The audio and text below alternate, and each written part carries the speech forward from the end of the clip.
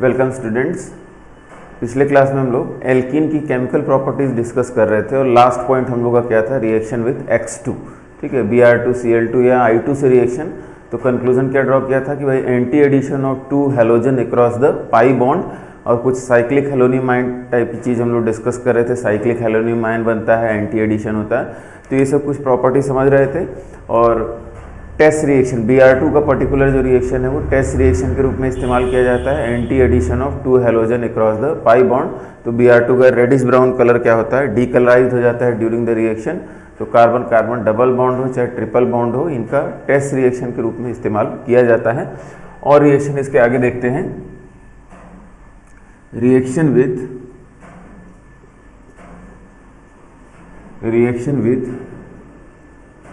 Cold dilute alkaline KMnO4। Reaction with cold dilute alkaline KMnO4, इसको बोलते हैं Baeyer's reagent. Cold dilute alkaline KMnO4 is known as Baeyer's reagent. तो reaction क्या है जरा देखा जाए।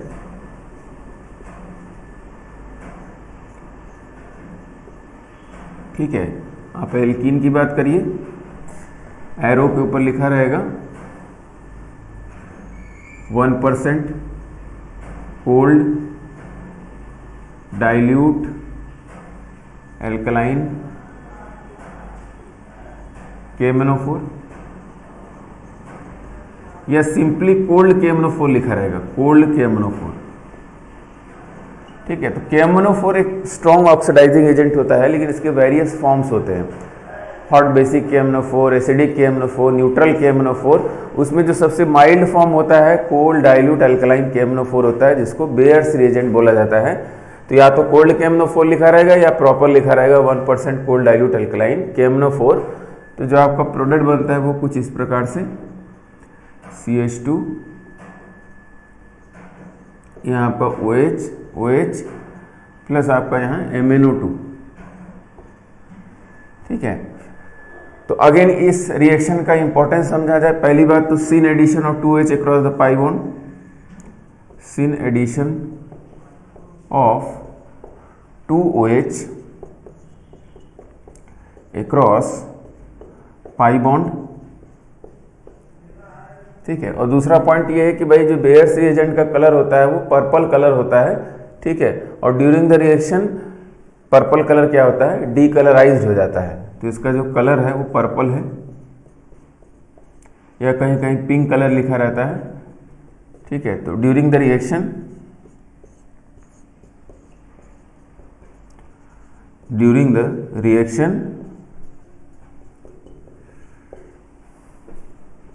Purple colour of KMnO4 is decolorized. So used as test reaction of unsaturation. So used as test reaction of unsaturation. ठीक है, तो फिलहाल इसमें यही याद किया जाए, मैकेनिज्म वगैरह अभी नहीं देखेंगे। तो फिर से समझा जाए, कोई भी एल्कीन आपका या एल्काइन का भी रिएक्शन इसी प्रकार से होगा। एल्कीन का रिएक्शन आपने कराया तो 1% cold dilute alkaline KMnO4 arrow पे लिखा रहे, या एरो पे कोल्ड KMnO4, कोल्ड जरूर होना चाहिए उसमें, कोल्ड डाइल्यूट KMnO4। तो आपका क्या हो जाएगा, syn addition of 2 hydrogen same side से। जैसे हाइड्रोजनेशन कराते थे सिन एडिशन, वैसे ही यहाँ दोनों OH सेम साइड से लगते हैं। तो syn addition of 2H across the pi bond, और इसका कलर पर्पल कलर होता है। Purple colour is decolourised, so used as test reaction of unsaturation.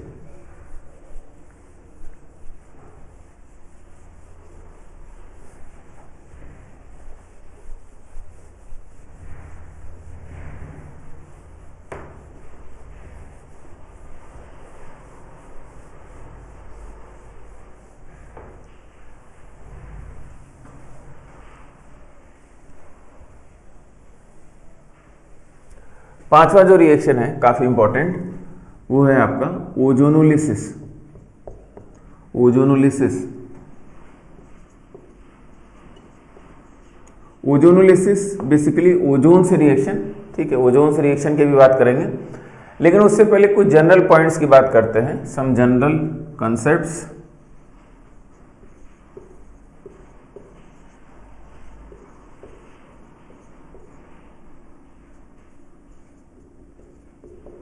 अब जनरल पॉइंट क्या है कि more than one OH on a carbon is unstable, more than one OH on a carbon is unstable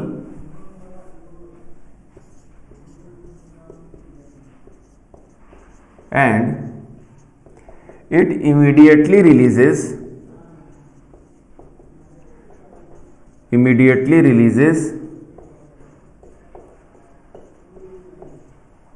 one or two molecule of H2O, one or two molecule of H2O, ठीक है। ये एक बड़ा general point है कि एक से ज़्यादा OH एक कार्बन पे अनस्टेबल होते हैं, तुरंत उसमें से H2O मॉलिक्यूल हम रिलीज करा देते हैं। जैसे अगर हम एग्जांपल लिखें, यहाँ आपका OH है, यहाँ OH है, एक कार्बन पे 2 OH, तो आप इसमें से क्या करिए, H2O हटा दीजिए, और H2O हटा दिए तो इसके बीच पाई बॉन्ड आ जाएगा। इसका मतलब कुछ ऐसा सिस्टम हो जाएगा, डबल बॉन्ड हो, ठीक है। एक कार्बन पे एक से ज़्यादा OH अनस्टेबल होते हैं, तो आप उसमें से H2O हटा दीजिए। या और एग्जांपल बनाएं कि भाई 3 OH है, ठीक है, तो 3 OH है तो किसी में से H2O हटा दीजिए, डबल बॉन्ड हो जाएगा, इधर से हटा दिया आपने तो माइनस H2O, तो ये आपका स्ट्रक्चर बन जाएगा C डबल बॉन्ड OH। एक OH बच जाएगा और 2 में से आप एक H2 निकाल जाएंगे, तो आपका प्रोडक्ट क्या दिख रहा है, कार्बोक्सिलिक एसिड दिख रहा है। इसी प्रकार से अगर 4 OH होंगे तो इसमें से पॉसिबिलिटी क्या है, 2 H2O निकलने की, तो आपका प्रोडक्ट इसमें हो जाएगा कार्बन डाइऑक्साइड प्लस 2 H2। समझ में आ रही बात, ठीक है। तो मोर देन वन OH, इसी कंसेप्ट को फॉलो करिएगा। More than one OH H2 निकाल रहे हैं तो यहाँ कार्बोनिल बनेगा C डबल बॉन्ड O। तो more than one OH on a carbon is unstable and it immediately releases 1 or 2 molecules of H2O। अच्छा, इसमें भी 1-2 एक्सेप्शन है कि जहाँ एक से ज़्यादा OH रह सकता है, ठीक है। अगर उसकी बात किया जाए,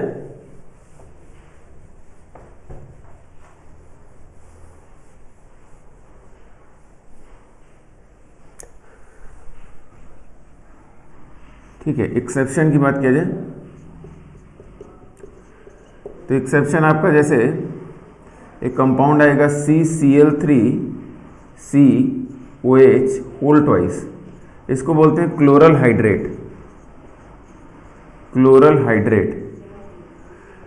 हाइड्रेट पे एक कार्बन पे एक से ज़्यादा OH रह पाते हैं। इसका कारण क्या है, इसको समझा जाए तो अगर आप इसका स्ट्रक्चर बनाएंगे तो एक कार्बन पे 3 क्लोरीन यहाँ दिख रहा है और यहाँ कार्बन पे OH, यहाँ भी आपका OH, ठीक है। इस प्रकार से हमने बनाया। अब हम दिखाना ये चाह रहे हैं कि यहाँ हाइड्रोजन पे डेल्टा प्लस, यहाँ लोन पेयर है, तो यहाँ आपका हाइड्रोजन बॉन्डिंग और यहाँ भी हाइड्रोजन बॉन्डिंग, तो ये आपका इंट्रामॉलिक्यूलर हाइड्रोजन बॉन्डिंग दो जगह हो गया, जिससे सिस्टम स्टेबल हो गया। समझ में आ रही बात। अब यहाँ से इस कार्बन से H2O के रूप में इसको नहीं निकाला जाएगा, तो क्या रीज़न हो गया, चिलेशन या इंट्रामॉलिक्यूलर हाइड्रोजन बॉन्डिंग।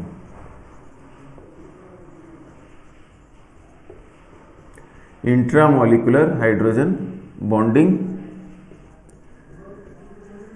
या इसी को हम क्या करें, चिलेशन। चिलेशन के कारण एक कार्बन पे 2 OH यहाँ क्या हो गए, स्टेबल हो गए, चिलेशन से स्टेबिलिटी आ गई, ठीक है। तो इस टाइप के एग्जाम्पल कई जगहों पे आते हैं जहाँ चिलेशन के कारण ऐसे हम लोग स्टेबल मानते हैं एक कार्बन पे एक से ज़्यादा OH। तो उसमें सबसे इंपॉर्टेंट एग्जाम्पल आपका क्या हो गया, क्लोरल हाइड्रेट हो गया। और भी एग्जाम्पल हैं 1-2।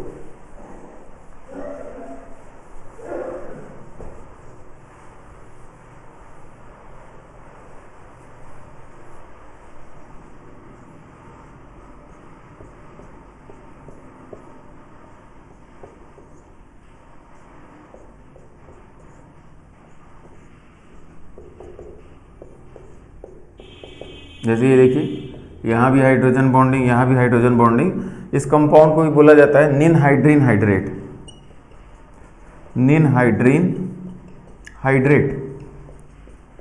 और यहाँ भी कारण क्या हो गया, एक कार्बन पे एक से ज़्यादा OH स्टेबल, तो आपका चिलेशन, डायरेक्ट अगर लिखे हम,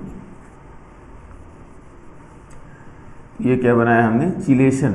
चिलेशन के कारण ऐसा हो रहा है, इंट्रामॉलिक्यूलर हाइड्रोजन बॉन्डिंग। ठीक है, एक और एग्जांपल थोड़ा अलग लिखते हैं। जैसे अगर यहाँ देखा जाए साइक्लोप्रोपेन और यहाँ 2 OH कर दिया हमने, ठीक है, इसमें से अगर आप H2O रिलीज कराते हैं तो आपका सिस्टम ऐसा बन जाएगा। यहाँ से H2O रिलीज कराया और डबल बॉन्ड हो गया। ठीक है, तो यहाँ भी एक कार्बन पे एक से ज़्यादा OH स्टेबल हो जाते हैं। क्यों? क्योंकि H2O रिलीज कराएंगे तो यहाँ हाइब्रिडाइजेशन sp2 हो जाएगा, जबकि इससे पहले हाइब्रिडाइजेशन आपका क्या था, sp3 था। तो sp3 में बॉन्ड एंगल चाहिए था 109 डिग्री, लेकिन मिल कितना रहा है, 60 डिग्री। अंदर का बॉन्ड एंगल कितना है, 60 डिग्री। जबकि यहाँ देखिए, यहाँ चाहिए कितना, 120 डिग्री, और मिल कितना रहा है, मिल तो 60 डिग्री ही रहा है। ठीक है, ये आपका क्या है, 60 डिग्री। तो इसका मतलब 109 चाहिए 60 मिल रहा है और 120 चाहिए 60 मिल रहा है। तो इसका मतलब यहाँ रिक्वायरमेंट ज़्यादा है और मिल कम रहा है काफ़ी उसके कंपैरिजन में, तो यहाँ एंगल स्ट्रेन बहुत ज़्यादा इंक्रीज कर जाएगा। समझ में आई बात? जितना ज़्यादा आप डेविएट करेंगे रिक्वायर्ड एंगल से, उतना ज़्यादा आप एंगल स्ट्रेन में जाएंगे, अनस्टेबिलिटी आएगी। समझ में आ रही बात? तो sp3 को sp2 में चेंज करेंगे तो एंगल स्ट्रेन बढ़ जाएगा, इसीलिए काम नहीं करेंगे। ठीक है, तो यहाँ भी एक कार्बन पे एक से ज़्यादा OH स्टेबल हो जाएगा। ठीक है, स्टेबल क्या हो जाएगा, वहाँ से आप H2 रिलीज करा ही नहीं सकते। ठीक है, तो रह जाएगा एक कार्बन पे एक से ज़्यादा OH। समझ में आ रही बात? तो यहाँ क्या हो जाएगा, एंगल स्ट्रेन। एंगल स्ट्रेन वैसे यहाँ भी है, ठीक है, लेकिन एंगल स्ट्रेन आप और बढ़ा दे रहे हैं। ठीक है, तो वो काम नहीं होने जा रहा। तो angle strain will increase, angle strain will increase, तो इसीलिए काम हम लोग यहाँ नहीं करेंगे। मेरे ख्याल से पॉइंट आपको क्लियर हो गया। ठीक है, तो हम लोग ओजोनोलिसिस की बात कर रहे थे। उससे पहले हम लोगों ने एक कंसेप्ट सीखा कि एक कार्बन पे एक से ज़्यादा OH क्या होते हैं, अनस्टेबल होते हैं, एंड इट इमीडिएटली रिलीजेज 1 और 2 मॉलिक्यूल्स ऑफ H2O। और कुछ स्पेशल सिचुएशंस हैं जहाँ इंट्रामॉलिक्यूलर हाइड्रोजन बॉन्डिंग के कारण एक कार्बन पे एक से ज़्यादा OH रह जाते हैं, या एंगल स्ट्रेन अगर बढ़ जाए स्पेशल केस में, तो तब पर भी आप H2 वहाँ से रिलीज नहीं करा सकते हैं। अब ओजोनोलिसिस क्या है, इसको समझा जाए। ओजोनोलिसिस रिएक्शन विद ओजोन है। ठीक है, तो एक एग्जांपल से इसको समझते हैं हम लोग।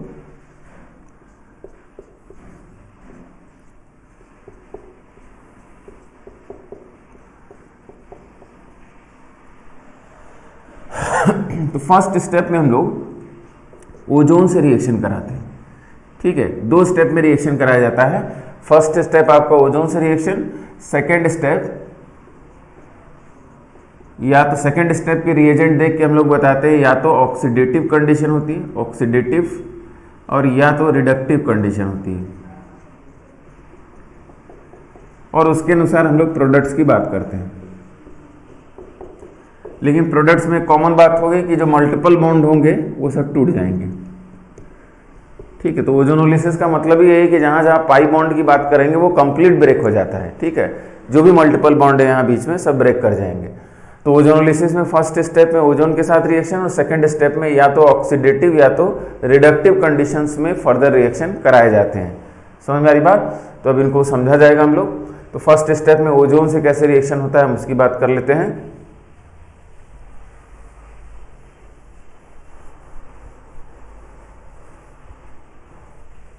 इसी एग्जांपल से देखा जाए।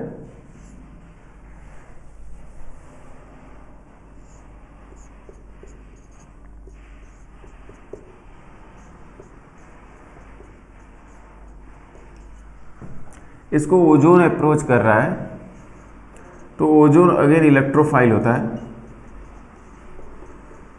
अच्छा, ये रिएक्शंस काफ़ी लो टेम्परेचर पे होते हैं, -70 डिग्री सेंटीग्रेड पे रिएक्शन हो रहा है। ठीक है, हालांकि ये याद करने की बहुत ज़रूरत नहीं है, लेकिन वेरी लो टेम्परेचर, यानी ओजोन बड़ा रिएक्टिव होता है, बड़ी तेज़ी से इससे रिएक्शन करेगा। ठीक है, तो -70 डिग्री सेंटीग्रेड पे आपने रिएक्शन कराया। अब ओजोन इसको अप्रोच करता है एज एन इलेक्ट्रोफाइल। ठीक है, तो ये इलेक्ट्रोफाइल है, ये हमारा न्यूक्लियोफाइल है, ये हमको पता है। देखा जाए अप्रोच कैसे हो रहा है।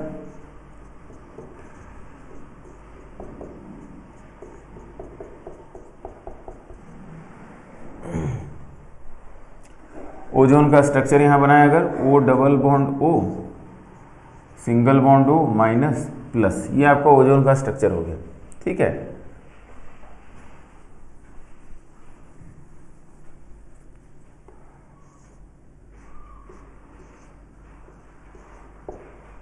ये आपका ओजोन हो गया। ठीक है, फिर से समझने की कोशिश करिए। ओजोन पाई इलेक्ट्रॉन डेंसिटी को अप्रोच करता है रिएक्शन करने के लिए, मतलब ओजोन क्या है, इलेक्ट्रोफाइल है, इसमें कंफ्यूजन नहीं रखिएगा। अब बॉन्ड्स कैसे ब्रेक करेंगे, तो ये बॉन्ड मान लीजिए आपने इधर ब्रेक किया, यहाँ निगेटिव चार्ज डेंसिटी आएगी, तो निगेटिव चार्ज डेंसिटी इसको अप्रोच करने जा रही है, निगेटिव चार्ज डेंसिटी ने इसको अप्रोच किया और ये पाई बॉन्ड टूटेगा पॉजिटिव चार्ज की तरफ। पहला पॉइंट समझ में आया। इसको आपने हाइड्रोलिटिक तोड़ा, निगेटिव चार्ज ने इसको अप्रोच किया, या ये बॉन्ड आपका इधर टूट रहा होगा, तो यहाँ पॉजिटिव चार्ज डेंसिटी आ रही होगी, यहाँ निगेटिव चार्ज डेंसिटी आ रही है, आपस में बॉन्ड फॉर्मेशन किया। अच्छा, ये इधर टूट गया, ये तो न्यूट्रल हो जाएगा, ये निगेटिव चार्ज है और यहाँ पॉजिटिव चार्ज डेवलप हो रहा है, तो फाइनली ये भी क्या करेगा, इसको अटैक कर देगा। ठीक है, तो ये पूरा काम एक साथ होता है।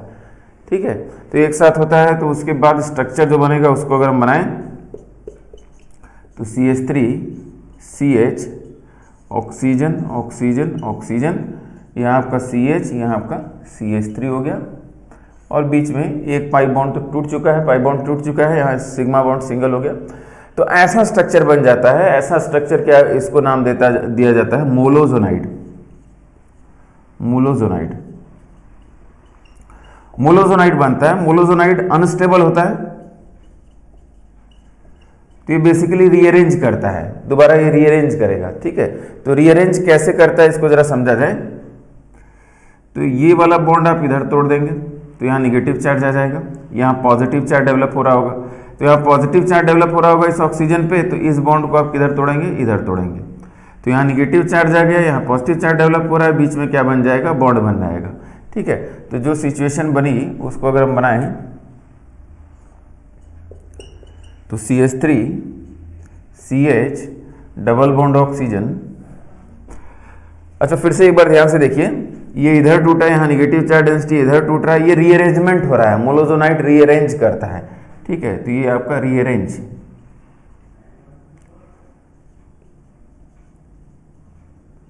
रीअरेंजमेंट ऑफ मोलोजोनाइड हो रहा है। तो ये इधर टूटा, तो यहाँ निगेटिव, इधर टूटा, यहाँ पॉजिटिव डेवलप हो रहा है, यहाँ बॉन्ड बना दिया। ठीक है, ये एक साथ होता है, इसीलिए प्लस माइनस लिख नहीं रहे कहीं। तो यहाँ बॉन्ड बन गया, तो यहाँ निगेटिव आ गया, यहाँ क्या आ गया, पॉजिटिव आ गया। उस स्ट्रक्चर को अगर हम यहाँ बनाएं तो आपका, अच्छा, उसको भी हम एक अलग तरीके से बना रहे हैं। यहाँ आपका O माइनस दिखाया हमने, यहाँ पॉजिटिव चार्ज दिखाया, और यहाँ आपका CH3 दिखा दिया। ठीक है, हमने उसको ब्रेक करके इस प्रकार से आपको दिखाया। ठीक है, अब इसके बाद क्या होगा, ये बॉन्ड टूटने जा रहा है, इधर ऑक्सीजन पे नेगेटिव चार्ज आएगा, ये नेगेटिव चार्ज इस पॉजिटिव चार्ज को अप्रोच कर जाएगा, और ये इधर टूटेगा तो यहाँ पॉजिटिव चार्ज आएगा, तो ये नेगेटिव चार्ज इसको अप्रोच कर जाएगा। समझ में आ रही बात। ठीक है, तो इसको हमने ब्रेक किया और इसको अलग तरीके से लिख दिया कि भाई ऑक्सीजन नीचे लिखा, O माइनस यहाँ लिखा, और फिर वैसे बना के फिर से अप्रोच कराया, तो नया कंपाउंड बनने जा रहा है। तो ये मोलोजोनाइड रीअरेंज करता है। अगर हम इसको ऊपर यहाँ बनाएं तो आपका स्ट्रक्चर जो बना वो बना आपका CH3, ठीक है, ऑक्सीजन,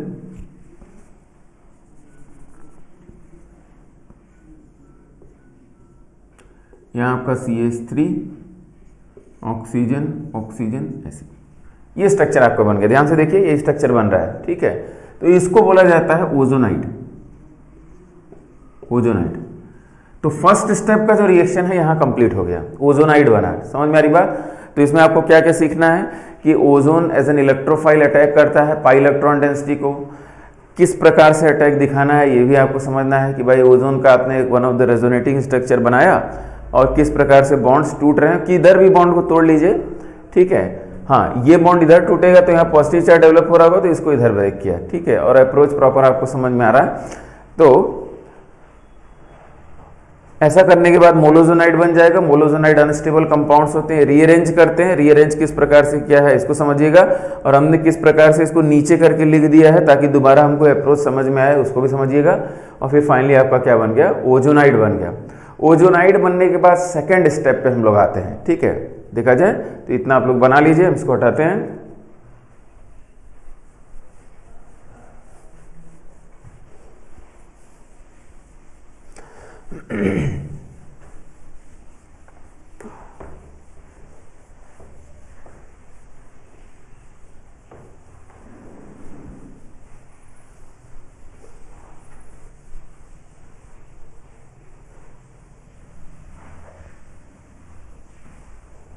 ठीक है, अब यहां अगर हम ओजोनाइड बनाएं,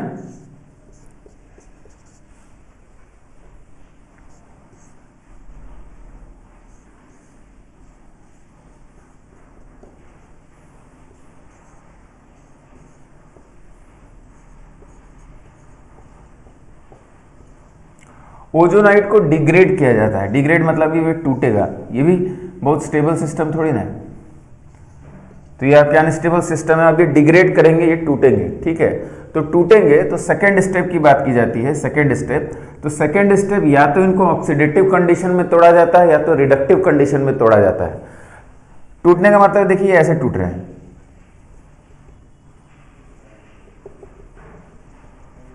ये आपके ऐसे टूट जाएंगे, समझ में आ रही बात। ठीक है, तो या तो सेकंड स्टेप में हम ऑक्सीडेटिव ओजोनोलिसिस की बात कर रहे होंगे या पहले रिडक्टिव की बात करते हैं, या तो हम रिडक्टिव ओजोनोलिसिस की बात कर रहे होंगे।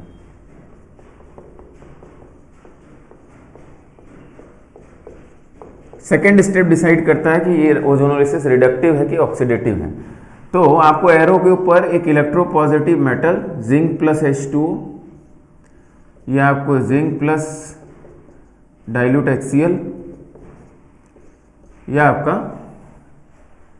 Dimethyl sulphide CH3 whole twice S, CH3 whole twice S। ठीक है, इसको बोलते हैं डाइमिथाइल सल्फाइड,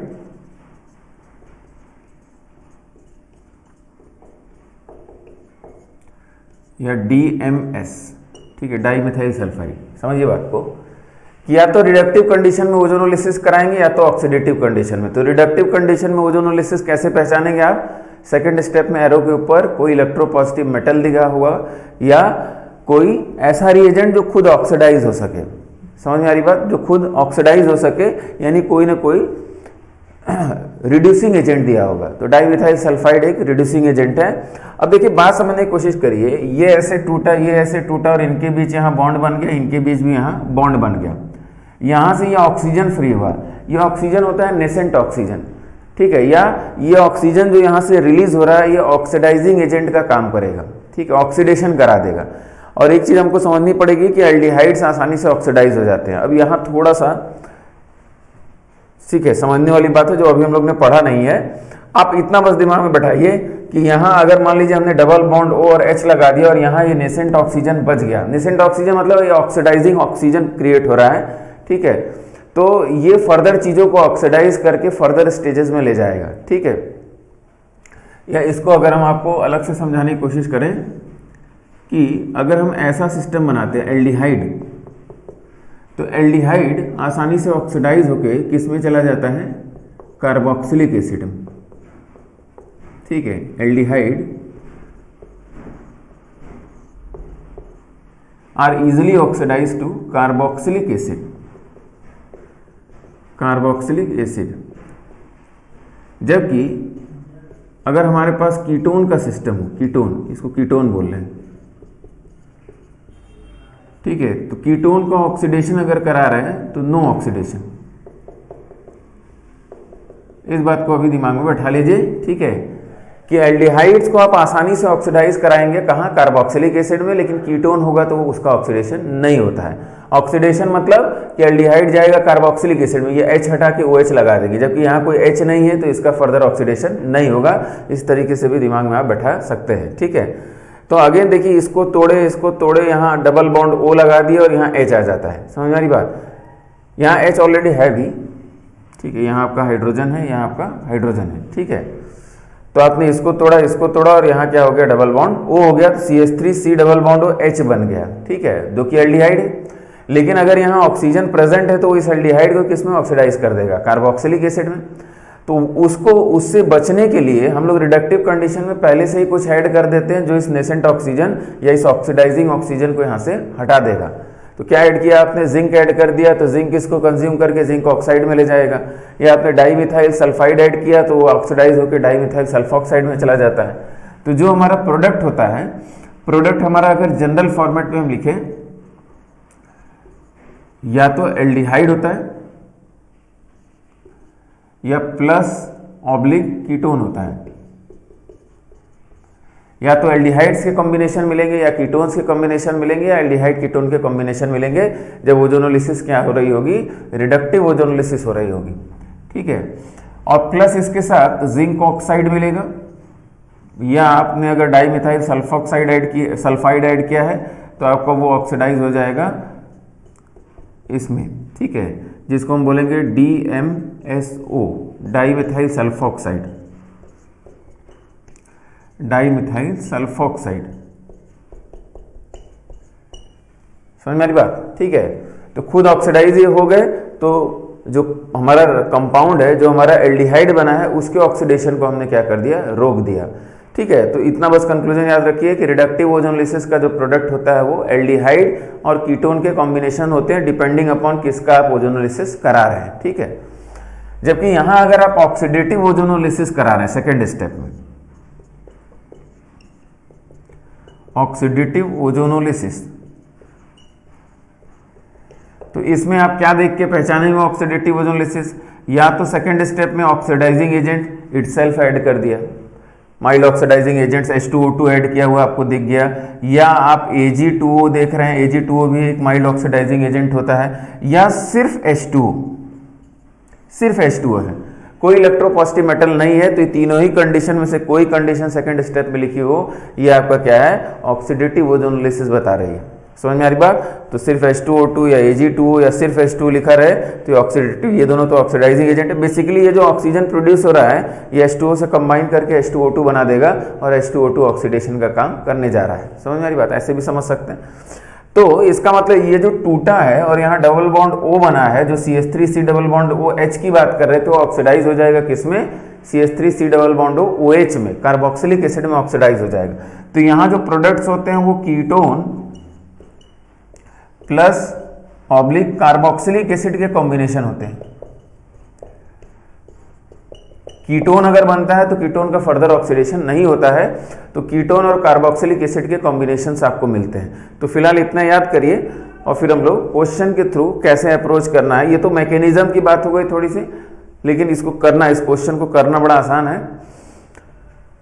तो फिर से समझा जाए, aldehydes are easily oxidised to carboxylic acid even by mild oxidising agents, ketones are not oxidised by any of the oxidising agents under normal circumstances.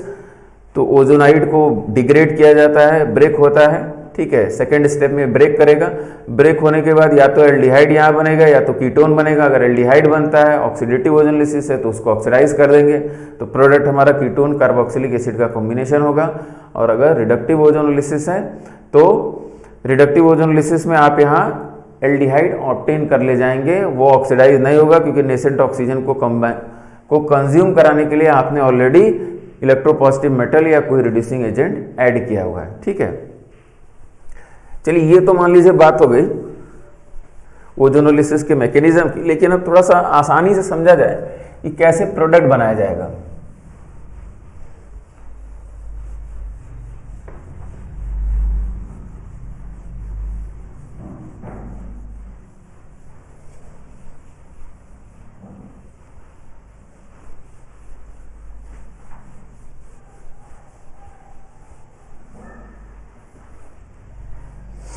Product बनाने का तरीका समझा जाए तो हम लोग सबसे पहले रिडक्टिव ओजोनोलिसिस की बात करते हैं।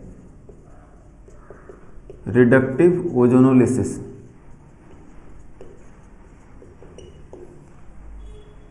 कुछ एग्जांपल से समझा जाए। CH2 डबल बॉन्ड CH2,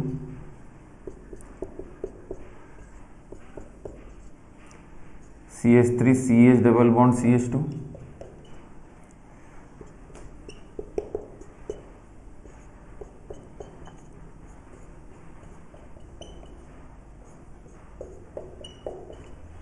ठीक है। इनकी अगर आप ओजोनोलिसिस करा रहे हैं तो ओजोनोलिसिस कैसे पहचाना आपने?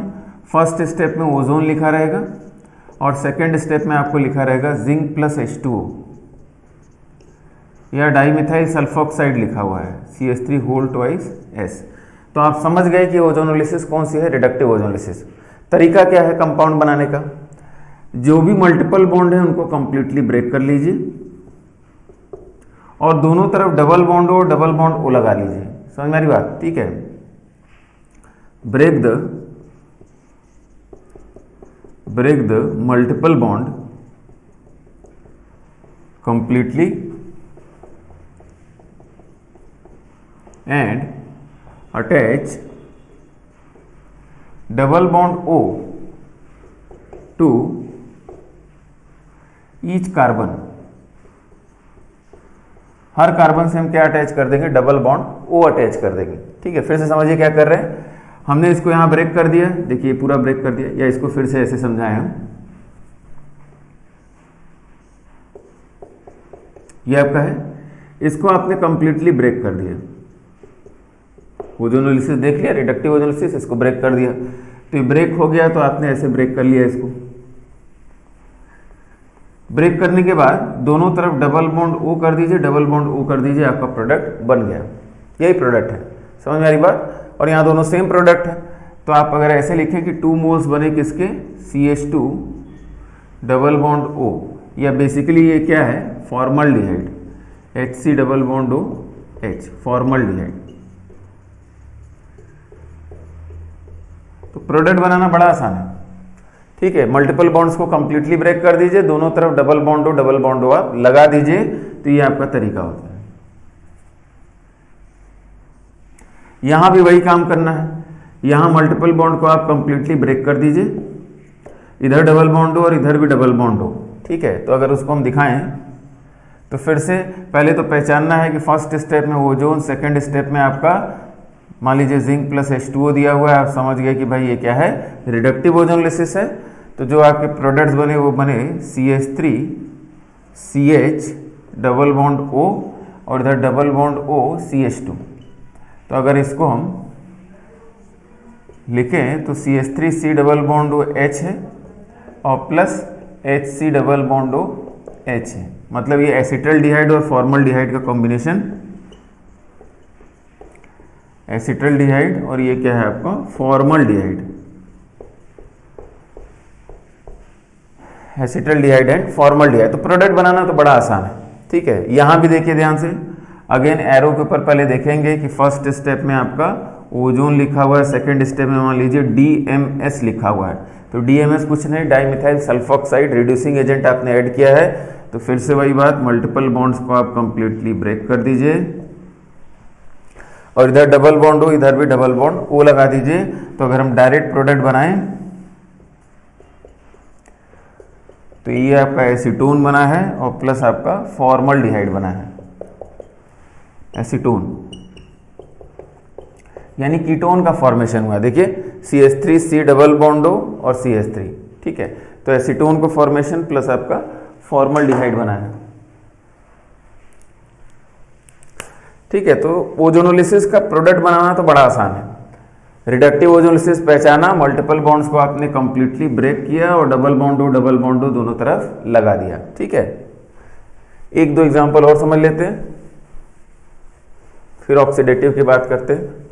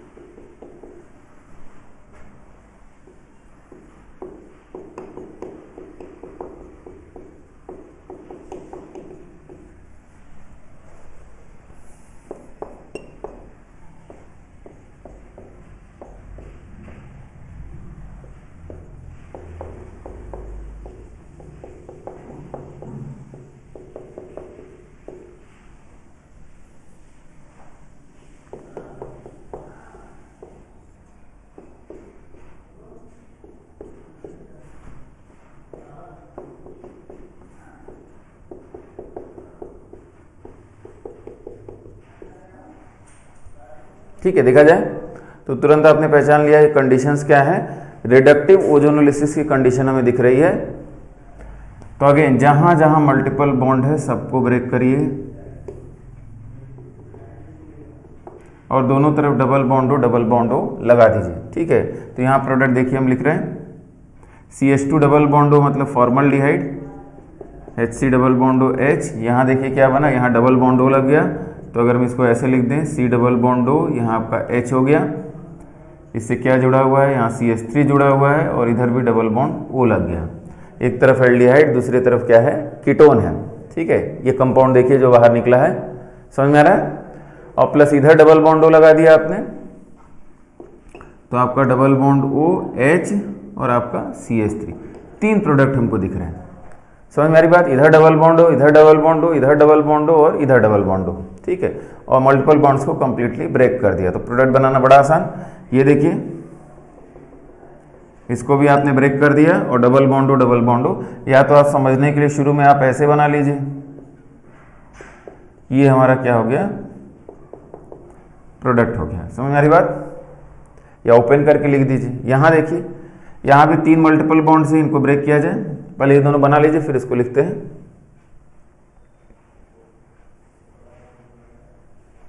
ठीक है, तो यहीं पे देखिए, तो इसको आपने यहाँ ब्रेक कर दिया, इसको यहाँ ब्रेक कर दिया और इसको यहाँ ब्रेक कर दिया। ठीक है, ध्यान समझिएगा। तो अगर मान लीजिए दिखाने की कोशिश करें ऊपर डबल बॉन्ड हो तो आपका स्ट्रक्चर क्या बना, basically double bond OH double bond OH, यहाँ हाइड्रोजन है उसी को लिख रहे हैं। ठीक है, ऊपर वाला स्ट्रक्चर समझ में आ गया, यहाँ से यहाँ तक जो बाहर निकला है। ठीक है, तो C डबल बॉन्ड हो यहाँ H, C डबल बॉन्ड हो H। अब नीचे ये देखा जाए, ये वाला पोर्शन क्या है, तो ये वाला पोर्शन अगर आप ध्यान से देखें तो डबल बॉन्ड हो और यहाँ डबल बॉन्ड हो। समझ में आ रही बात, ये समझ में आ रहा है। ठीक है, अच्छा अब ऐसे भी छोड़ देंगे तो कोई दिक्कत नहीं है। यहाँ डबल बॉन्ड हो मतलब यहाँ हाइड्रोजन तो आई है, एल्डिहाइड है किनारे पे, कार्बन नहीं है। ठीक है, तो अगर इधर कार्बन नहीं है तो इसका मतलब ऑब्वियस सी बात है यहाँ हाइड्रोजन आपको बनाना है, हाइड्रोजन बनाना है, तो ये क्या हो गया, एल्डिहाइड हो गया। तो फिर से समझने की कोशिश करिए कि यहाँ डबल बॉन्ड O आपने लगा दिया, यहाँ डबल बॉन्ड O लगा दिया और यहाँ डबल बॉन्ड O लगा दिया, तो यही स्ट्रक्चर आपका बन जाएगा। आप हाइड्रोजन लिखे ना लिखे, ये आपका एल्डिहाइड ही रहेगा। ठीक है, तो नहीं लिखा रहता है तो कोई लोग कंफ्यूज हो जाते हैं कि सर ये क्या दिया हुआ, एल्डिहाइड है। ठीक है, और प्लस नीचे क्या बना हुआ है, तो नीचे आप ध्यान से देखिए तो ये बेसिकली CH2 है, तो CH2 double bond O, CH2 double bond O मतलब फॉर्मल्डिहाइड। ठीक है, तो प्लस आपका HC डबल बॉन्ड OH। समझ में आ गई बात। ठीक है, तो चाहे तो आप उसी गिवन स्ट्रक्चर पे इमेजिन कर सकते हैं कि क्या बना है, या उसको तोड़ के अलग अलग बना लीजिए। तो प्रोडक्ट बनाना तो एक लाइन का काम है।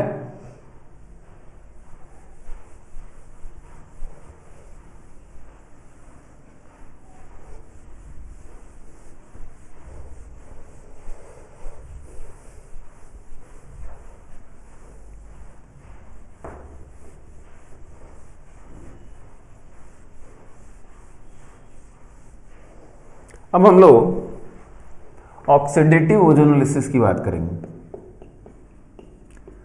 ऑक्सीडेटिव ओजोनोलिसिस, ऑक्सीडेटिव ओजोनोलिसिस का प्रोडक्ट बनाने का तरीका क्या है, CH3CH double bond CH CH3। मान लीजिए एक सिंपल एग्जांपल से शुरू किया जाए ऑक्सीडेटिव ओजोनोलिसिस में। तो पहली बात तो पहचानेंगे कैसे, फर्स्ट स्टेप में ओजोन और सेकंड स्टेप में क्या है, H2O2 दिया रहेगा या Ag2O दिया रहेगा, या आपका सिर्फ H2O दिया रहेगा, कोई इलेक्ट्रोपॉजिटिव मेटल नहीं है। ध्यान समझिए, मैकेनिज्म हमने लिखा और आपको समझ में आना चाहिए कि मैकेनिज्म में नेसेंट ऑक्सीजन प्रोड्यूस होता है, जो ऐसे ब्रेक किया और बीच में ऑक्सीजन, तो ऑक्सीजन H2O से कंबाइन करके H2O2 बना लेगा और H2O2 एक ऑक्सीडाइजिंग एजेंट हो जाएगा। ठीक है, लेकिन यहाँ हम लोग को तो एक ट्रिक से करना है, मल्टीपल बॉन्ड्स को ब्रेक करेंगे।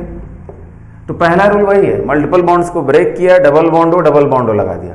ठीक है, अब उससे डिफरेंट क्या है, डिफरेंट ये है कि ये दोनों कार्बन जो मल्टीपल बॉन्ड वाले कार्बन है, इनसे अगर कोई हाइड्रोजन जुड़ा हुआ है तो उसको हटा के OH लगा दीजिए। समझ में आ रही बात। तो पहला रूल तो वही है, break completely and attach double bond हो, पहला रूल वही। दूसरा रूल क्या है, रिप्लेस द हाइड्रोजन, जितने भी हाइड्रोजन, एक है दो है, replace the hydrogen bye OH, replace the H by OH। समझ में आ रही बात? तो एक काम एडिशनल किया। तो फिर से जरा देखिए यहाँ प्रोडक्ट क्या बना, प्रोडक्ट आपका बना CH3C डबल बॉन्ड हो तो हो ही गया, और यहाँ एक H है तो OH लगा दिया, ठीक है, और इसके 2 मोल बन जाएंगे, सिमेट्रिकल है। यानी बेसिकली हमने बना क्या दिया, CH3C double bond OH, acetic acid, acetic acid बन गया। समझ में आ रही बात? ठीक है, आप लॉजिकली भी इसको समझ सकते हैं कि एल्डिहाइड बना होगा, लेकिन एल्डिहाइड ऑक्सीडेटिव कंडीशन में ऑक्सीडाइज होकर कहाँ चला जाएगा, कार्बोक्सिलिक एसिड में चला जाएगा। तो लॉजिकली भी आप इसको कोरिलेट कर सकते हैं। तो there is formation of acetic acid. ठीक है, तो फिर से रूल याद कर लिया जाए, मल्टीपल बॉन्ड्स को कंप्लीटली ब्रेक कर लीजिए। पहला रूल वही है जो पिछली रिडक्टिव ओजोलिसिस में कर रहे थे। दूसरा रूल क्या हो गया कि अगर मल्टीपल बॉन्ड के कार्बन से कोई हाइड्रोजन जुड़ा हुआ है तो उसको आप रिप्लेस कर देंगे by OH, replace the H by OH।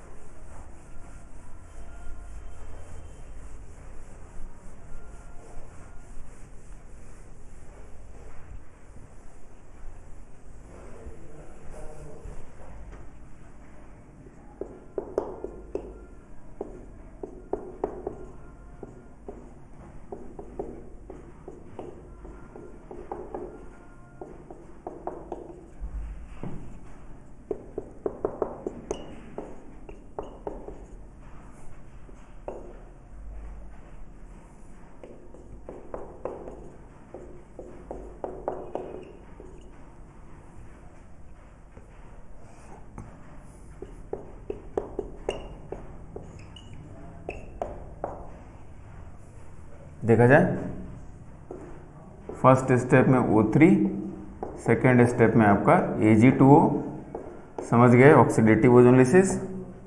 First step में ओजोन, सेकेंड स्टेप में सिर्फ H2O दिया हुआ है, समझ गए, ऑक्सीडेटिव ओजोनलिसिस। और यहाँ आपका फर्स्ट स्टेप में ओजोन और सेकेंड स्टेप में आपका क्या है, ठीक है, H2O2 दिया हुआ है, आप समझ गए क्या है, ऑक्सीडेटिव ओजोनलिसिस। प्रोडक्ट बनाइए।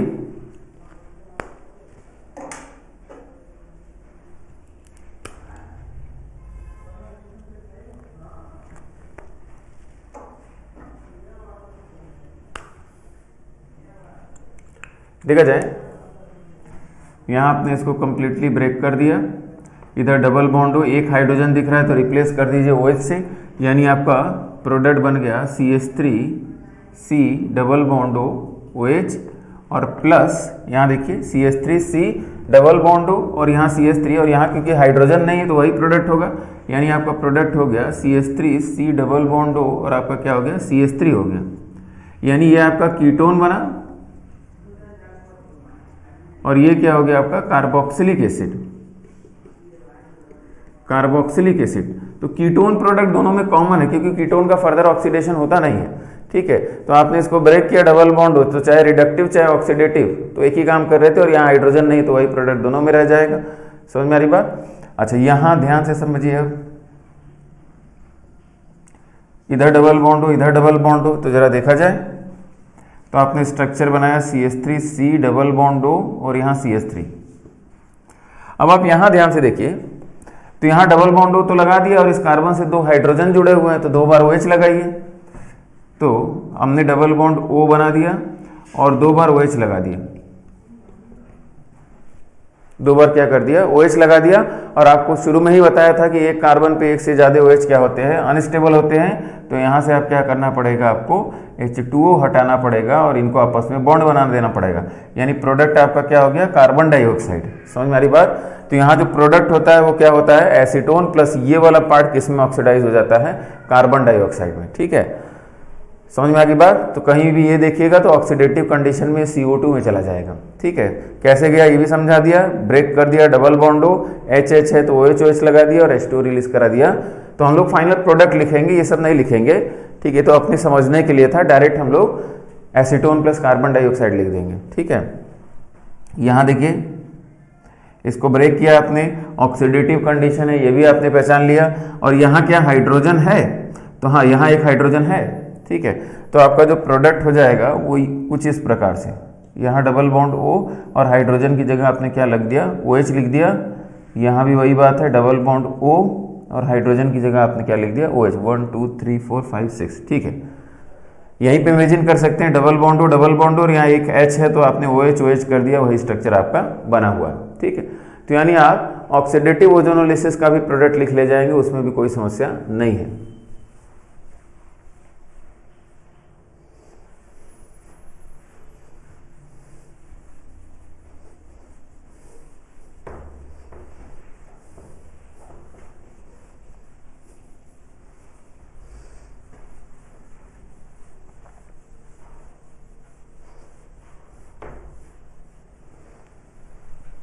तो ये तो ऑक्सीडेटिव और रिडक्टिव ओजोनोलिसिस की बात हो गई।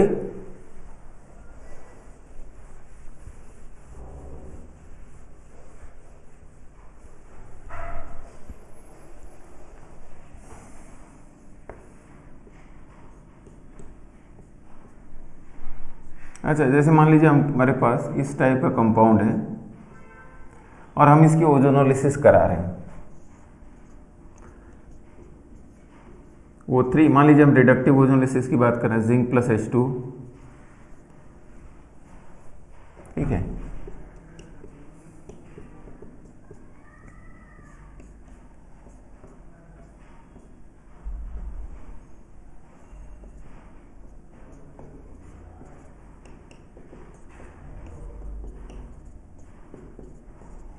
देखा जाए, जैसे इसकी अगर बात करें, सेकेंड एग्जांपल की बात करें, इसकी ओजोनोलिसिस का आप प्रोडक्ट लिखना चाहते हैं तो आप ब्रेक कर दीजिए, मल्टीपल बॉन्ड्स को कंप्लीटली ब्रेक कर दिया आपने, यहाँ भी ब्रेक कर दिया आपने। और क्योंकि रिडक्टिव ओजोनोलिसिस है तो डबल बॉन्ड हो, तो आप अगर स्ट्रक्चर ध्यान से देखें तो डबल बॉन्ड हो और नीचे भी डबल बॉन्ड हो और डबल बॉन्ड हो, ऐसा प्रोडक्ट बन गया, दो प्रोडक्ट बन गए, नीचे भी और ऊपर भी। समझ में आ रही बात? यहाँ HH है, क्लियर है, समझ में आ रही बात? तो दोनों एल्डिहाइड है, ठीक है। या अगर इसको लिखा जाए तो 2 मोल्स ऑफ, ठीक है, यहाँ आपका CH2 हो गया और इस पे क्या जुड़ा हुआ है, CHO, और यहाँ भी क्या है, CHO। तो ये तो आपका प्रोडक्ट हो गया। ऑक्सीडेटिव कंडीशन रहती तो यहाँ H की जगह OH कर देते। इसमें देखा जाए, इसमें एक चीज़ समझने की कोशिश करिएगा, कभी भी ओजोनोलिसिस अगर आप कराते हैं और ऐसे ऑप्शंस अगर आपके पास हैं तो बेंजीन को आप नहीं तोड़ेंगे, क्योंकि बेंजीन आपको पता है एरोमेटिक होती है, एक्स्ट्रा स्टेबल होती है, ठीक है। इसीलिए बेंजीन को नहीं ब्रेक करेंगे। आपको दिख रहा होगा सर बेंजीन में भी तो 3 पाई बॉन्ड है, लेकिन ये एरोमेटिक एक्स्ट्रा स्टेबल है, तो अगर बाहर कहीं डबल बॉन्ड है तो आप रिलेटिवली उसको तोड़ देंगे। हाँ, लेकिन अगर मान लीजिए ऐसा नहीं रहता, यहाँ डबल बॉन्ड नहीं रहता, तब हम बेंजीन को ही ब्रेक करते। समझ में आ रही बात? अगर ऑप्शन ही नहीं छोड़ा कि बेंजीन की ही ओजोनोलिसिस का डिस्कशन चल रहा है तो बेंजीन को ब्रेक किया जाएगा, लेकिन वो हमारा लास्ट चॉइस होगा, क्योंकि बेंजीन क्या होता है, एक्स्ट्रा स्टेबल होता है, एरोमेटिक होता है, ठीक है। तो इसीलिए बेंजीन को अभी छोड़ दिया जाए। यहाँ बाहर एक ऑप्शन दिख रहा है तो पहले इसको ब्रेक कर लेते हैं, फिर से समझिएगा, ठीक है। ITI जितने क्वेश्चन दिखेंगे वहाँ बेंजीन को नहीं ब्रेक किया जाता है, क्योंकि वो एरोमेटिक एक्स्ट्रा स्टेबल होता है, अनलेस कि बेंजीन की ही आप ओजोनोलिसिस करा रहे हो, ठीक है। तो वो तो आपको क्वेश्चन से क्लियर हो जाएगा। तो इसको अगर प्रोडक्ट बनाया जाए तो बेंजीन न तोड़ते हुए जो साइड वाला पाई बॉन्ड है उसको ब्रेक किया हमने, और हमारा प्रोडक्ट कुछ इस प्रकार का हो गया,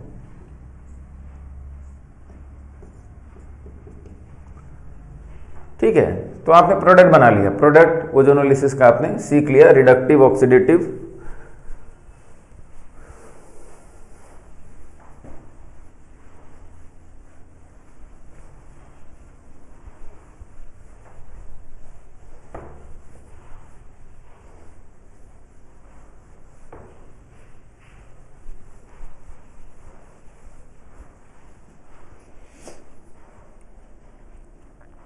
अब हम लोग एक और पॉइंट सीख लेते हैं, ozonolysis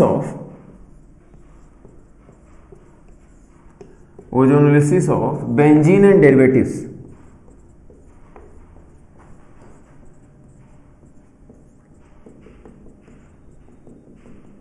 ozonolysis of benzene and derivatives, ठीक है। तो बेंजीन की ओजोनोलिसिस नहीं होती है, लेकिन अगर बेंजीन की ओजोनोलिसिस क्वेश्चन में पूछ रहा है तो भाई वो ओजोन से तो टूट जाएगी, हाँ थोड़ा और प्रॉपर कंडीशन देना पड़ेगा, ठीक है।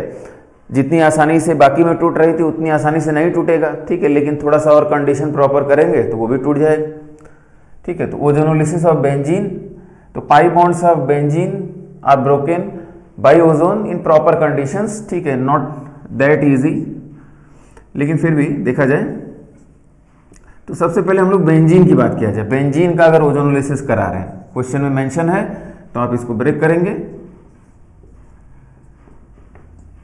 ठीक है, जिंक प्लस H2। फिर से समझिए, अगर ऐसा क्वेश्चन है तो हमारे पास कोई ऑप्शन थोड़ी ना है कि बाहर कोई पाई बॉन्ड है उसको तोड़ा जाए, बेंजीन को ब्रेक किया जाएगा, ठीक है। तो प्रॉपर कंडीशन में बेंजीन भी ब्रेक हो जाएगी। अब बेंजीन को कैसे ब्रेक करेंगे, देखिए यहां अगर आगे दिखाएं हम,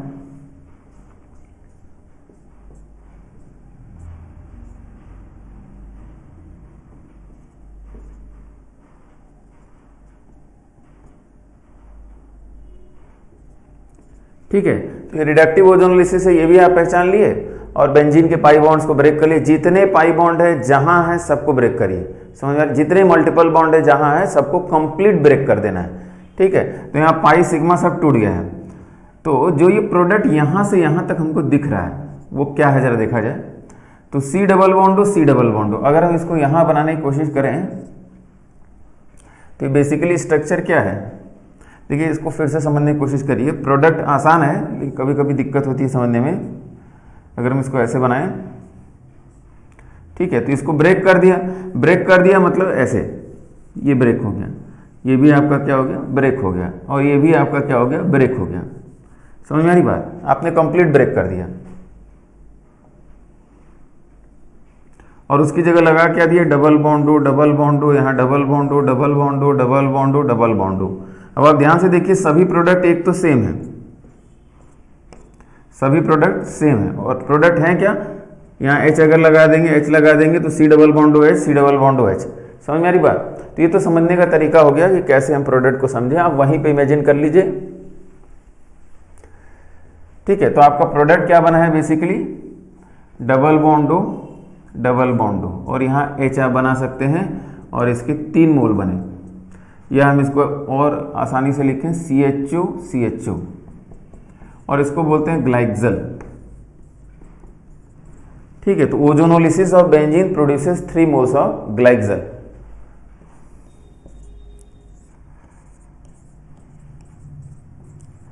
ozonolysis of benzene produces 3 moles of glycol। Ozonolysis of benzene produces 3 moles of glycol। ये आपने यहां से सीख लिया, ठीक है। तो ये तो हमारा पहला क्वेश्चन हो गया कि बेंजीन की ओजोनोलिसिस करा रहा है। रिडक्टिव ओजोनोलिसिस की बात की, ऑक्सीडेटिव कराते तो जो H था उसको रिप्लेस आप कर देते OH से, तो ऑक्जेलिक एसिड बनता COH, ठीक है। तो मेरे ख्याल से क्लियर हो गया। अच्छा, एक चीज और समझने की कोशिश करिएगा कि बेंजीन में तो पाई बॉन्ड रेजोनेंस में रहता है, तो हम इसको ऐसे भी बना सकते थे, ऐसे बना दिया, लेकिन उससे प्रोडक्ट पे क्या फर्क पड़ता है, प्रोडक्ट पे फर्क नहीं पड़ता। इसको तोड़िए, इसको तोड़िए, इसको तोड़िए, तो आपका फिर से वही बात 3 मोल्स ऑफ ग्लाइक्सल ही मिलता, तो प्रोडक्ट पे कोई फर्क नहीं पड़ा।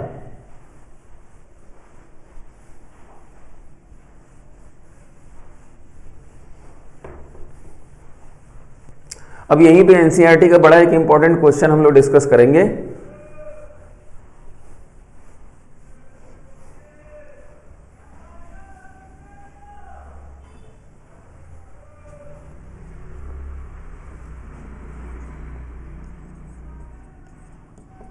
What are the different ozonolysis product of orthoxylene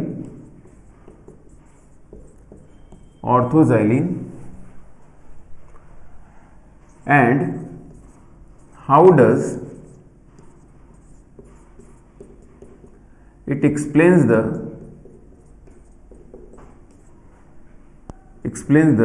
resonating nature of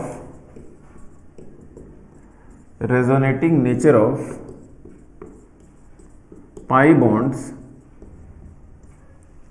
in benzene या इसी को दूसरे तरीके से पूछा जाता है, how does it explains Kekule structure of benzene,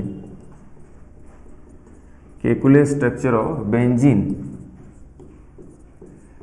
ठीक है, ऑर्थोजाइलिन की ओजोनोलिसिस के प्रोडक्ट्स कितने होते हैं, कितने टाइप के प्रोडक्ट्स हमको मिलते हैं, और ये बेंजीन में जो resonating nature of pi bond है उसको कैसे सपोर्ट करते हैं, जो केकुले ने दिया कि भाई पाई बॉन्ड अपनी पोजीशन बदलता है, दो टाइप के रेजोनेटिंग स्ट्रक्चर, ठीक है, तो उनको कैसे ये सपोर्ट करते हैं ये समझा जाए। तो वेरी वेरी इंपॉर्टेंट क्वेश्चन।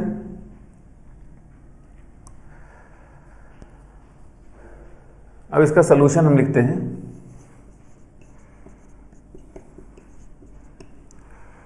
तो अगर आप ऑर्थोजाइलिन की बात करें तो ये आपका स्ट्रक्चर ऑर्थोजाइलिन का होता है, दिस इज ऑर्थोजाइलिन।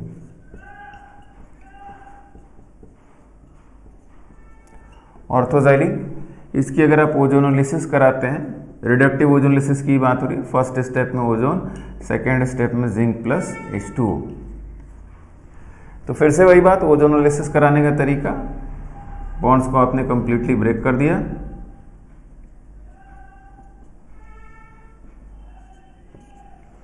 ठीक है, ये आपने ब्रेक कर दिया। तो जरा प्रोडक्ट देखिए क्या बने, CH3 C double बॉन्डो C double बॉन्डो और यहाँ क्या है H है। यहाँ से यहाँ तक का प्रोडक्ट समझ में आया, यही प्रोडक्ट सेम यहाँ भी है, CH3 C double बॉन्डो C double बॉन्डो H और यहाँ क्या है C डबल बॉन्डो C डबल बॉन्डो यानी ग्लाइक्सल। ठीक है, तो जो आपको प्रोडक्ट मिलता है 2 moles of CH3 C double बॉन्डो C double बॉन्डो H और प्लस 1 मोल ऑफ CHO, यानी ये आपका क्या बन गया, मिथाइल ग्लाइक्सल,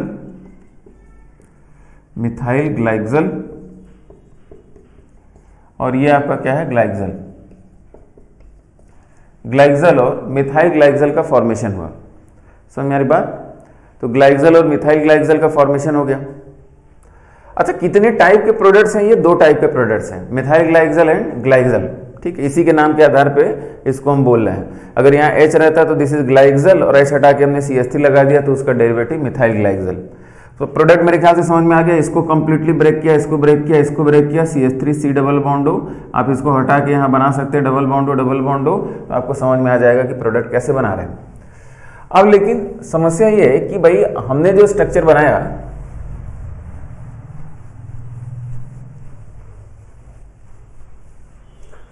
हम इस स्ट्रक्चर को एक और तरीके से बना सकते थे। दूसरा तरीका हमारा क्या हो जाता, तो आपको पता है, आपने रेजोनेंस वगैरह पढ़ा है, तो बेंजीन के 2 रेजोनेटिंग स्ट्रक्चर होते हैं, एक बार पाई बॉन्ड ऐसे बनाते हैं, दूसरी बार इस तरीके से बनाते हैं। ठीक है, तो उसको भी बना के जरा चेक किया जाए। यहाँ आपका CH3 हो गया, यहाँ आपका CH3 हो गया, और इसमें हम रिएक्शन किसका करा रहे हैं, फिर से वही बात, ओजोन और zinc plus H2O, reductive ozonolysis. ठीक है, तो पाई बॉन्ड अपनी पोजीशन बदलते हैं। ठीक है, तो हम लोगों ने तो रेजोनेंस पढ़ा है, पाई बॉन्ड उसकी पोजीशन बदलते हैं। ठीक है, रेजोनेटिंग स्ट्रक्चर बनाने आता है हम लोग को, लेकिन जब इनिशियल डिस्कवरी हुई बेंजीन की, ठीक है, तब इस टाइप का कंसेप्ट नहीं था कि कैसे पाई बॉन्ड अपनी पोजीशन बदलता है, रेजोनेंस का कंसेप्ट था नहीं। ठीक है, तो अब इस बात को प्रूव कैसे किया जाए कि भाई पाई बॉन्ड अपनी पोजीशन बदल रहा है। ठीक है, तो इसके लिए कुछ प्रैक्टिकल प्रूफ, क्योंकि रेजोनेटिंग स्ट्रक्चर्स तो हाइपोथेटिकल स्ट्रक्चर्स होते हैं। तो जब आप इसकी ओजोनोलिसिस करेंगे तो इसको बॉन्ड को आपने ब्रेक कर दिया, यहाँ भी ब्रेक कर दिया, यहाँ भी ब्रेक कर दिया। अब आप ध्यान से देखिए, ये वाला जो स्ट्रक्चर है ये क्या बना है, तो CH3 C डबल बॉन्डो CH3, और यहाँ क्या है आपका ग्लाइक्सल, और यहाँ भी क्या है आपका ग्लाइक्सल। यानी जो प्रोडक्ट हमको मिले CH3 C डबल बॉन्डो CH3, इसका 1 मोल मिलेगा प्लस 2 मोल मिल जाएगा ग्लाइक्सल CHO। ठीक है, तो ये जो स्ट्रक्चर है जिसको हम बोल रहे हैं डाईमिथाइल ग्लाइक्सल। यानी अब कंक्लूड किया जाए कि ऑर्थोजाइलिन की जब आपने ओजोनोलिसिस की, तो ऑर्थोजाइलिन की ओजोनोलिसिस की तो कितने टाइप के प्रोडक्ट्स आपको मिले, तो एक्चुअल में हमको 3 टाइप के प्रोडक्ट्स मिले। कौन कौन से, मिथाइल ग्लाइक्सल, डाईमिथाइल ग्लाइक्सल एंड ग्लाइक्सल। ठीक है, dimethyl glycol, glycol, methyl glycol और ग्लाइकल, 3 डिफरेंट टाइप्स के प्रोडक्ट हमको मिले। ये तो प्रैक्टिकल ऑब्जर्वेशन हुआ, ठीक है, जो कि किसी एक रेजोनेटिंग स्ट्रक्चर से आप एक्सप्लेन नहीं कर पाएंगे। या तो इस स्ट्रक्चर की बात करिए या तो इस स्ट्रक्चर की बात करिए, नहीं, हमको दोनों की बात करनी पड़ेगी। समझ में आ रही बात? तभी आपके 3 टाइप के प्रोडक्ट एक्सप्लेन हो पाएंगे। This itself explains the resonating nature of या delocalised nature of pi bond in the benzene. भाई पोजीशन बदल रहे होंगे तभी नहीं इसमें जा रहा होगा, और तभी हमको और टाइप के प्रोडक्ट्स मिल रहे हैं, ठीक है।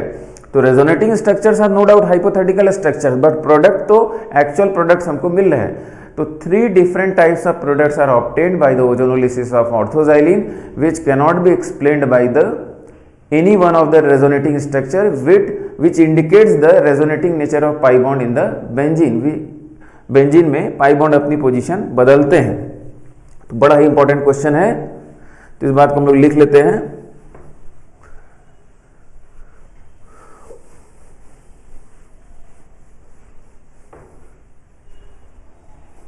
लिख लेते हैं 3 different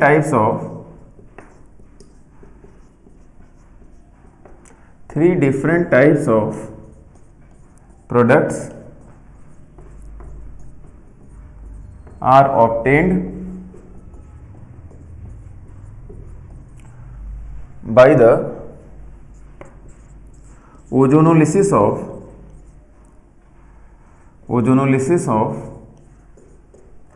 orthoxylene, which cannot be explained by one resonating structure which indicates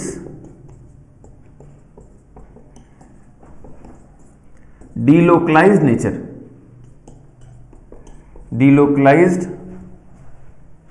nature of pi bond in benzene और proves the existence of Kekule structure. Kekule ने जो प्रपोज किया कि बेंजीन में पाई बॉन्ड रोटेट करते, देखिए सिर्फ बेंजीन की ओजोनोलिसिस करते तो आपको ग्लाइकल ही मिलता, समझ में आ रही बात? तो चाहे आप पाई बॉन्ड को रोटेट कर दीजिए, ठीक है, या मत करिए, तो हमको ये नहीं पता चला ना कि ग्लाइकल अगर मिल रहा तो किसी भी एक रेजोनेटिंग स्ट्रक्चर से मिल जाएगा। तो क्या पाई बॉन्ड अपनी पोजीशन बदल रही है, हमको नहीं पता चला, लेकिन इसमें हमको समझ में आ गया कि हाँ 3 प्रोडक्ट एक्सप्लेन करने के लिए पाई बॉन्ड तो पोजीशन बदल ही रहे होंगे। तो ये प्रूव करता है कि nature of pi bond in the benzene और केकुले स्ट्रक्चर, ठीक है। तो बड़ा important question.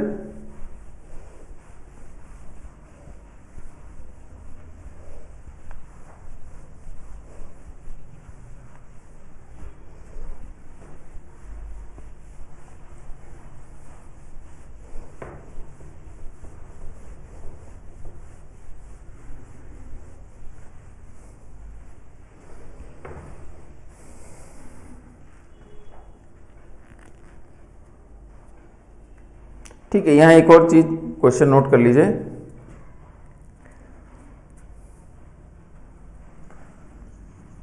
How many different products are obtained by ozonolysis, reductive ozonolysis की बात कर रहे हैं, ओजोनोलिसिस ऑफ, तो पहला आपका बेंजीन, दूसरा आपका ऑर्थोजाइलिन,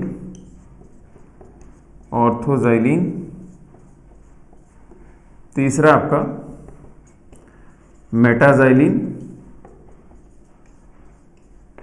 और चौथा आपका होता है पैराजाइलिन।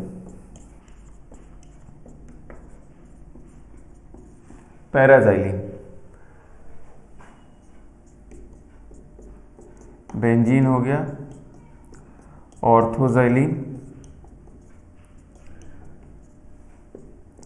मेटाजाइलिन,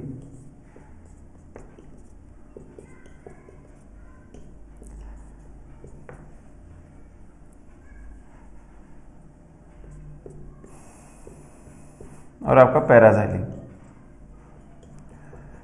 फिर से इस क्वेश्चन को आप अपने से ट्राई करेंगे। क्वेश्चन का मतलब क्या है फिर से समझिए। बेंजीन में चाहे पाई बॉन्ड ऐसे हो चाहे रोटेट करके बनाइए, प्रोडक्ट आपका क्या था, सिंगल टाइप का ही प्रोडक्ट मिला था। टाइप्स ऑफ प्रोडक्ट में सिंगल टाइप का प्रोडक्ट ग्लाइक्सल मिला था। इसमें 3 टाइप के प्रोडक्ट मिले थे, glyoxal, methyl glyoxal, sorry dimethyl glyoxal, methyl glyoxal and glyoxal. इसमें आप चेक करेंगे तो इसमें चेक करेंगे तो आप पाएंगे कि ऐसे डबल बॉन्ड लगा के आपने ओजोलिसिस का प्रोडक्ट बनाया, फिर बेंजीन में पाई बॉन्ड की पोजीशन चेंज कर दिया, फिर प्रोडक्ट बनाया, तो आप पाएंगे कि 2 ही टाइप के प्रोडक्ट मिल रहे हैं और उसको किसी एक रेजोनेटिंग स्ट्रक्चर से आप एक्सप्लेन कर ले जाएंगे। यानी ये प्रूफ नहीं हो पाया है कि पाई बॉन्ड अपनी पोजीशन बदलता है, क्योंकि वो तो किसी एक से भी मिल जा रहा था दोनों प्रोडक्ट। समझ में आ रही बात। और तीसरे वाले में भी आप ट्राई करिएगा, चौथे वाले में, ठीक है, पैराजाइलिन, इसमें भी आपको 2 ही टाइप के प्रोडक्ट्स मिलते हैं। समझ में आ रही बात, ठीक है। तो ये भी एक्सप्लेन नहीं कर पाता है resonating structure of pi bond in the benzene. ये दोनों होमवर्क है, आप इसको ट्राई करिएगा, ठीक है। तो टाइप्स ऑफ प्रोडक्ट की बात कर रहे हैं, टाइप्स ऑफ प्रोडक्ट, ठीक है। यानी resonating nature of pi bond in the benzene proof करने के लिए अपने पास सिर्फ ऑर्थोजाइलिन है, मेटाजाइलिन पैराजाइलिन नहीं है, ठीक है। तो इसको आप चेक करके कंक्लूड करेंगे कि हाँ, ऑर्थोजाइलिन की ही ओजोनोलिसिस इंपॉर्टेंट थी, जो 3 टाइप के प्रोडक्ट दे रही थी, जो किसी एक स्ट्रक्चर से एक्सप्लेन नहीं हो पा रहा था, ठीक है। तो ये तो पूरी बात हो गई।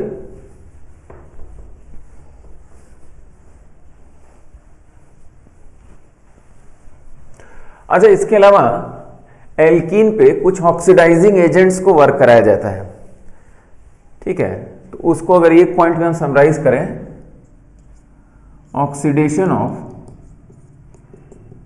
Oxidation of alkene by strong oxidising agents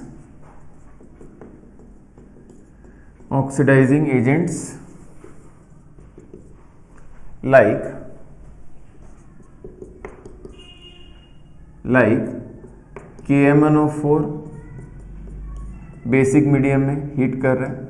KMnO4 किसी भी फॉर्मेट में, न्यूट्रल KMnO4 लिखा हो या एसिडिक KMnO4 लिखा हो, ये सभी स्ट्रॉन्ग ऑक्सीडाइजिंग एजेंट होते हैं, except Baeyer's agent cold dilute alkaline KMnO4, K2Cr2O7 लिखा हो,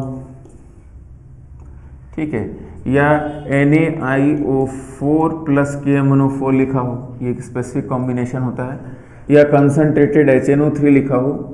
these are strong oxidising agents, ठीक है।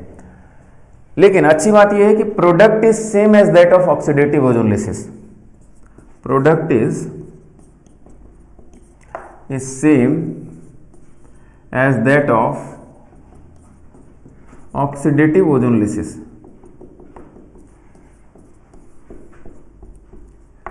ऑक्सीडेटिव ओजोनोलिसिस की तरह का ही प्रोडक्ट बनाया जाता है इसमें। समझ में आ रही बात। तो कोई टेंशन ही नहीं। जैसे फॉर एग्जांपल, एक एग्जांपल से हम समझाएं, CH3CH डबल बॉन्ड CH2, ठीक है, इसमें कुछ भी लिखा हुआ है, KMnO4 एसिडिक मीडियम में हीट कर रहे हैं, या K2Cr2O7 दिया हुआ है, ठीक है, या कोई भी स्ट्रॉन्ग ऑक्सीडाइजिंग एजेंट उसकी प्रेजेंस में हीट कर रहे हैं, तो बिल्कुल आप बॉन्ड्स को कंप्लीटली ब्रेक कर देंगे।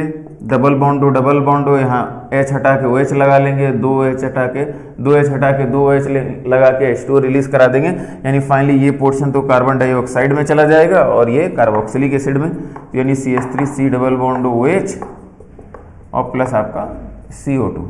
तो प्रोडक्ट बनाना तो एक लाइन का काम है। समझ में आ रही बात। तो इसके लिए अगेन क्वेश्चन की वैरायटी तो ढेर सारी मिल जाएगी, लेकिन कंसेप्ट वही है, जैसे ऑक्सीडेटिव ओजोनोलिसिस में प्रोडक्ट बनाया था वैसा ही कंसेप्ट बना के आप प्रोडक्ट लिख ले जाएंगे, ठीक है। तो ये मेरे ख्याल से कंक्लूड हो गया। एल्कीन की बात देखिए कंक्लूड हो चुकी है, ठीक है। तो आज यही कंक्लूड करते हैं हम लोग, ठीक है। Thank you.